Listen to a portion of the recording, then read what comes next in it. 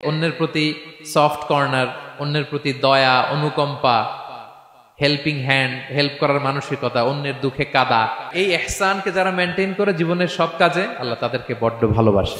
রাষ্ট্রীয় কাজে হয়তো ডেথ পেনাল্টি, তার মৃত্যুদণ্ড দিতে হবে, রাসূল সাল্লাল্লাহু আলাইহি ওয়াসাল্লাম বলেন মৃত্যুদণ্ড দিবা কিন্তু ইহসানের সাথে দিও, জবাই করার সময়ও ইহসান করো। সুবহানাল্লাহ। আমরা অনেক সময় ভুল করে ফেলি। আমরা গরু শোয়ানোর পরে এই রশি কোথায়, এই ছুরি কোথায়, এই কষাই কোথায়, এই যে 7 জনের নামে জবাই হবে এদের নাম কোথায়, গরুটাকে আমরা কষ্ট দিচ্ছি। রাসূল সাল্লাল্লাহু আলাইহি ওয়াসাল্লাম বলে না, মুমিনের প্রতিটি কাজে ইহসানের পরশ থাকে। আল্লাহ তাআলা অনেক শ্রেণীর ব্যক্তিকে ভালোবাসেন বলে তিনি ঘোষণা করেছেন। তিনি বলেছেন যে আমি তাদেরকে ভালোবাসি। এর মধ্যে 1 নাম্বার হচ্ছে আল মুহসিনুন। মুহসিনুন মানে হচ্ছে যে ইহসান করে, মানে অন্যের প্রতি অনুগ্রহ দেখায়, অনুগ্রহশীল, অন্যের প্রতি দয়াশীল, অনুগ্রহশীল, এই সমস্ত বান্দাদের আল্লাহ ভালোবাসেন। আল্লাহ বলেন ওয়া আনফিকু ফি সাবিলিল্লাহি ওয়া লা তুলকু বিআইদিকুম ইলা তাহলুকা ওয়া আহসিনু ইন্নাল্লাহা ইউহিব্বুল মুহসিনিন। তিনি বলেন যে তোমরা আল্লাহর রাস্তায় দান করো আর নিজেরা নিজেদেরকে ধ্বংসের মুখে ঠেলে দিও না, আর তোমরা ইহসান করো অন্যের প্রতি, কারণ ইন্নাল্লাহা ইউহিব্বুল মুহসিনিন, আল্লাহ তাআলা মুহসিনিনদের ভালোবাসেন, মানে যারা অন্যের প্রতি অনুগ্রহ দেখায়, অন্যের প্রতি দয়া পরবশ, তাদেরকে আল্লাহ ভালোবাসেন। সুবহানাল্লাহি ওয়া বিহামদিহি। তাহলে পেয়ে গেলাম, মিলায় নেন যে অন্যের প্রতি সফট কর্নার, অন্যের প্রতি দয়া, অনুকম্পা, হেল্পিং হ্যান্ড, হেল্প করার মানসিকতা, অন্যের দুঃখে কাদা, এই মাইন্ডসেট, এই মেন্টালিটি আমাদের আছে কিনা একটু মিলিয়ে নেন।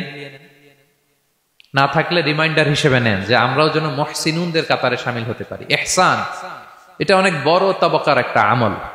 ইবাদতেও ইহসান লাগবে, ইবাদতের বাইরে সামাজিক কর্মকাণ্ড, রাষ্ট্রীয় কর্মকাণ্ড, সব কাজে আল্লাহ তাআলা এই ইহসানকে আবশ্যক করেছেন। অনুগ্রহ, অন্যদের প্রতি অনুগ্রহশীল হওয়া। ইবাদতে ইহসানটা কেমন? সাইয়েদনা জিবরাইল আলাইহিস সালাম রাসূল সাল্লাল্লাহু আলাইহি ওয়াসাল্লামকে জিজ্ঞেস করেছিলেন যে ইয়া রাসূলুল্লাহ ফাখবিরনি আনিল ইহসান, ইহসান আবার কি, আমাকে একটু বলেন। তো ইবাদতে ইহসানটা কেমন? রাসূল সাল্লাল্লাহু আলাইহি ওয়াসাল্লাম বললেন যে ইহসান হচ্ছে আন তা'বুদাল্লাহা কাআন্নাকা তারাহু ফাইন লাম তাকুন তারাহু ফাইন্নাহু ইয়ারাক। তুমি এমন ভাবে ইবাদত করবে, তুমি ভাববে যে তুমি আল্লাহকে দেখছো, তুমি আল্লাহকে দেখে দেখে ইবাদত করতেছো, এরকম ভাবো না একটু। আর এটা ভাবতে যদি কষ্ট হয়, অন্তত এতটুকু তো ভাবো যে আল্লাহ তোমায় দেখছেন। এতটুকু ভাবা যাবে না? আমরা যখন নামাজ পড়ি, আমাদের প্রত্যেকটা সালাতের মুহূর্তে আমাদের এটা ভাবতে হবে যে আল্লাহ তাআলা কিন্তু আমাকে দেখছেন। এই যে আমি ফিসফিস করে সুবহানা রাব্বিয়াল আলা পড়ি, সুবহানা রাব্বিয়াল আযীম পড়ি, আমি তাসবিহ পড়ি, আমার রুকু সেজদা সবকিছু আমার আল্লাহ দেখছেন। এই সেন্স, এই অনুভূতি যদি আপনার মধ্যে থাকে, এটাই হচ্ছে ইবাদতের ইহসান। আর ইবাদত ছাড়া আমাদের দৈনন্দিন কাজ, পারিবারিক কাজ, সামাজিক কাজ, এই সমস্ত কাজেও কিন্তু আল্লাহ তাআলা ইহসানকে আবশ্যক করেছেন। প্রিয় ভাই এবং বোনেরা, অন্যের প্রতি অনুগ্রহ করাটাকে তিনি কি করেছেন? আবশ্যক করেছেন। একটা ছোট্ট হাদিস শুনি।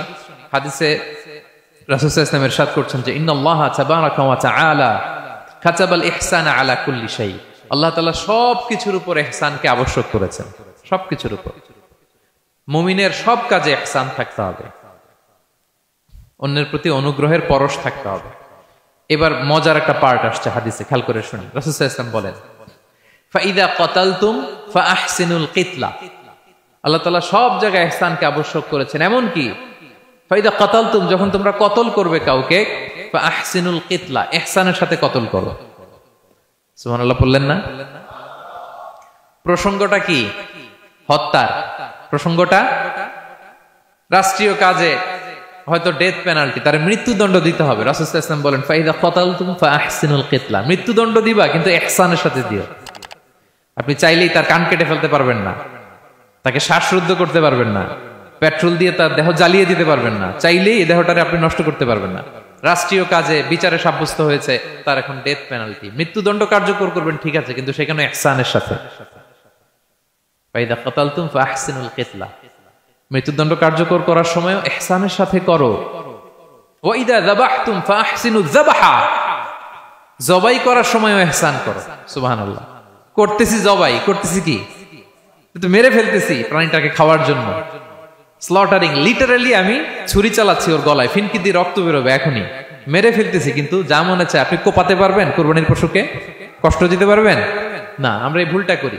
রাসূল সাল্লাল্লাহু আলাইহি ওয়াসাল্লাম দেখেন আরো স্পেসিফিক করে বলছেন যে ওয়ালিউহিদ্দা আহাদুকুম শাফরাতাহু ওয়ালিউরিহ যাবিহাতাহু তোমরা জবাইয়ের সময় তোমাদের ছুরিটাকে ধার করে নিও, যাতে করে প্রাণীটা কম কষ্ট পায়। সুবহানাল্লাহ। আমরা অনেক সময় ভুল করে ফেলি। আমরা গরু শোয়ানোর পরে এই রশি কোথায়, এই ছুরি কোথায়, এই কষাই কোথায়, এই যে 7 জনের নামে জবাই হবে এদের নাম কোথায়, গরুটাকে আমরা কষ্ট দিচ্ছি। রাসূল সাল্লাল্লাহু আলাইহি ওয়াসাল্লাম বলে না, মুমিনের প্রতিটি কাজে ইহসানের পরশ থাকে। তারা প্রাণী জবাই করবে ঠিকই খাওয়ার জন্য, কিন্তু এখানেও ইহসান করতে হবে, ঠিক কিনা? তারা মৃত্যুদণ্ড কার্যকর করবে, ডেথ পেনাল্টি রাষ্ট্রীয় আইনে, কিন্তু যেমন মনে চায় তেমন করা যাবে না। ওইখানেও ইহসান রাখার দরকার আছে না নাই? প্রিয় ভাইয়েরা, এই ইহসানকে যারা মেনটেন করে জীবনের সব কাজে, আল্লাহ তাদেরকে বড্ড ভালোবাসে, বড্ড পছন্দ করে। সো আমরা যেন সবাই সবার প্রতি ইহসান করি। স্বামী স্ত্রীর প্রতি ইহসান করুন, স্ত্রী স্বামীর প্রতি ইহসান করুন, বাবা সন্তানের প্রতি, সন্তান বাবার প্রতি, পরিবারের সকল সদস্যদের প্রতি ইহসান করুন, কর্মচারীদের প্রতি ইহসান করুন, সহকর্মীদের প্রতি ইহসান করুন। মুমিন জীবনের প্রতিটি কাজে ইহসানের পরশ থাকবে, কারণ ইন্নাল্লাহা ইউহিব্বুল মুহসিনিন। আল্লাহ তাআলা মুহসিনদের, যারা অন্যদের প্রতি অনুগ্রহ দেখায়, তাদেরকে বড্ড ভালোবাসেন।